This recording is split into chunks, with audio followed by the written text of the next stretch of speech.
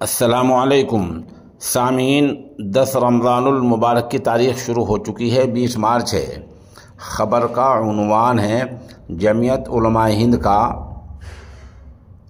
جھوٹ بولنے والے چیئرمین کو قانونی نوٹس۔ آپ کے علم میں ہوگا پچھلے دنوں NCPCR کے چیئرمین پریانک قانونگو نے جمعیت علماء ہند کے اوپن اسکول کی برائی کی تھی، چندہ غلط بتلایا تھا، کچھ مدرسوں کو نشانہ بنایا تھا، ٹی وی چینل کو انٹرویو دیا تھا، اس طرح کئی اوچھی حرکتیں کی تھی۔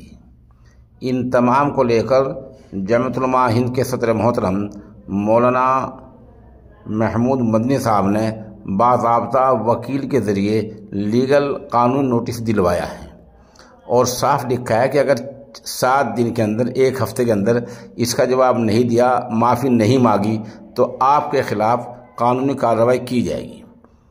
قانونی نوٹس کی عبارت ذرا لمبی ہے، میں آپ کو پوری پڑھ کر سنا دیتا ہوں تاکہ پوری بات سمجھ میں آ جائے اور یہ بھی پتہ چل جائے کہ جمعیت علماء ہند نے غالباً اس طرح کا اقدام برسوں بعد پہلی بار کیا ہے۔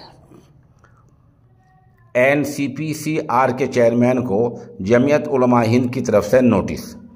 جمعیت اوپن اسکول کے خلاف جھوٹے بیان واپس لیں، دینی مدارس کے خلاف گمراہ کن بیانات سے باز آ جائیں ورنہ قانونی کارروائی پر مجبور ہوں گے۔ مولانا محمود اسد مدنی۔ نئی Delhi, national commission for protection of child rights NCPCR کے چیئرمین پریانک قانونگو کے ذریعے دینی مدارس اور جمعیت اوپن اسکول کو بدنام کرنے کے خلاف جمعیت علماء ہند نے سخت قدم اٹھایا ہے۔ اس سلسلے میں صدر جمعیت علماء ہند مولانا محمود اسد مدنی کی طرف سے معروف وکیل ورندا گروور نے مذکورہ چیئرمین کو خط لکھ کر 7 دن کے اندر تحریری طور پر اپنا بیان واپس لینے کا مشورہ دیا ہے ورنہ ان کے خلاف قانونی کارروائی کی جائے گی۔ واضح ہو کہ 31 مارچ کو شری قانونگو نے national institute of open school NIOS کو خط لکھ کر جمعیت علماء ہند کے تعلیمی ادارہ جمعیت اوپن اسکول کی مہم کو منظم جرم سے تعبیر کیا تھا، نیز اس پر بیرون ملک سے فنڈ حاصل کرنے، خاص طور پر پاکستان سے تعلق ہونے کا بے بنیاد الزام عائد کیا تھا۔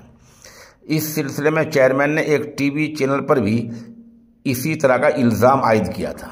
اس کے علاوہ مذکورہ چیئرمین دینی مدارس کو بدنام کرنے اور ان کے خلاف بیہودہ الزامات عائد کرنے میں بھی پیش رہتے ہیں۔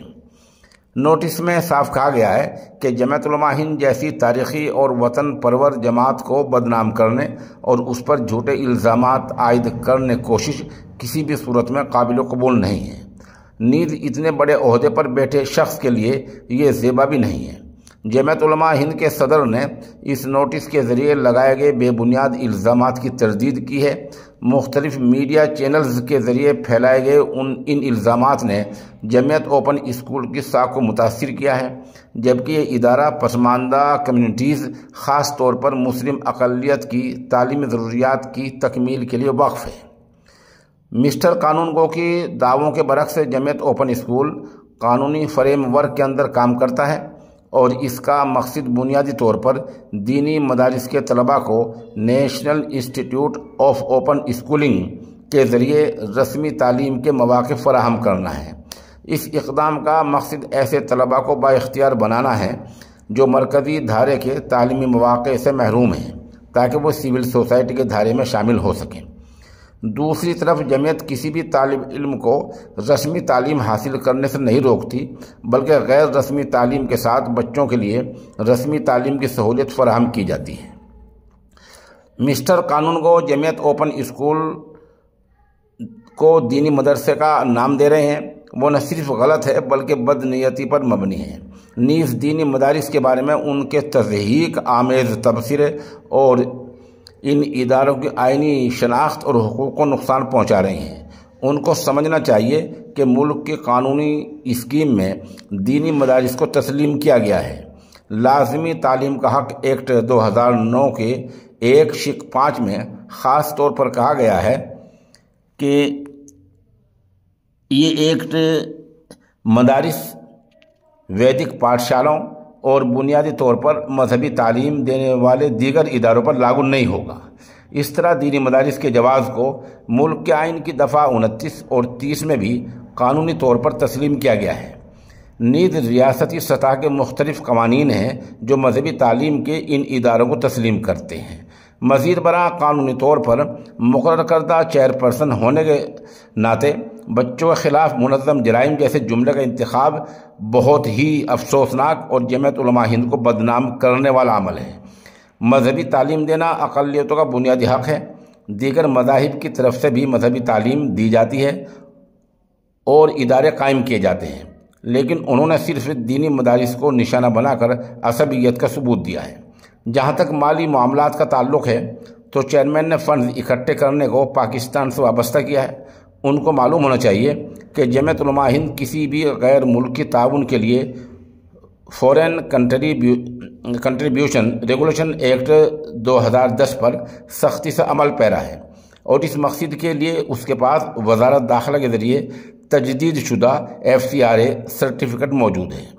یہ کہنے کی کوئی ضرورت نہیں ہے کہ کسی رقم کا پاکستان سے کوئی تعلق نہیں ہے۔ FCRA قانون کا معاملہ NCPCR کے دائرے اختیار سے باہر ہے۔ اس کے باوجود انہوں نے پاکستان کا نام لے کر اپنی حدوں کو پار کیا ہے۔ ان کی باتوں کی جڑیں جھوٹ، قیاس اور ناقابل یقین دعووں پر مبنی ہیں۔ جمعیت علماء ہند نے میڈیا کو بھی متوجہ کیا ہے کہ وہ ایسے جھوٹے بیانات کو جاری کرنے سے گریز کرے جو معاشرے کی بہتری کے لیے کام کرنے والی تنظیموں کو بدنام کرنے کا سبب ہے۔ نوٹس مکمل ہو گیا ہے۔ بہرحال اس طرح کا نوٹس جمعیت علماء ہند نے برسوں میں غالباً کسی سرکاری ادارے کے چیئرمین کو پہلی بار دیا ہے۔ یہ بہت اچھا کیا ہے اور جمعیت علماء ہند اس کے لیے مبارکباد کی مستحق ہے کہ جمعیت نے اور خاص طور پر اس کے صدر حضرت مولانا محمود مدنی دامت برکاتہم العالیہ نے یہ تاریخی قدم اٹھایا ہے۔